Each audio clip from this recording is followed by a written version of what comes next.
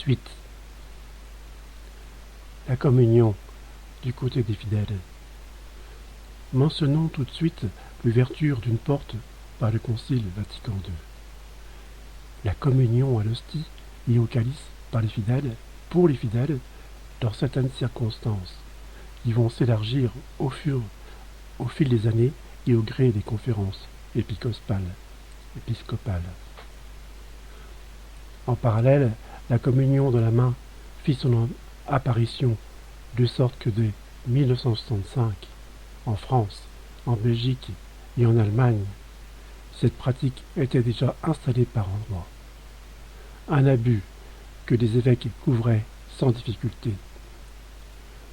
Volant incidemment à leur secours, l'instruction Memorial Domini rappelait la règle de la communion traditionnelle sous la langue, mais permettait aux conférences épiscopales d'en décider autrement. La grande majorité des conférences épiscopales approuva sans surprise la communion de la main. Les innombrables sacrilèges qui découlèrent de cette mesure et qui scandalisèrent le peuple chrétien devinrent monnaie courante. L'abus engendrant l'abus, il apparut aussi que le prêtre, ou exceptionnellement le diacre, n'était plus le seul à donner la communion.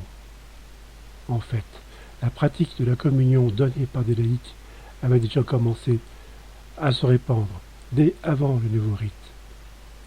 Et la présentation du missel de 1970 lui ouvre discrètement la porte en parlant de ceux qui donnent la communion comme ministres extraordinaires, sans préciser, comme auparavant, que seuls les diacres sont les ministres extraordinaires de la communion.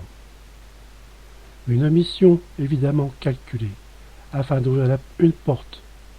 L'instruction entérinant la faculté pour les laïcs de donner la communion, avec quelques vagues restrictions, qui ne seront de toute façon presque jamais observées.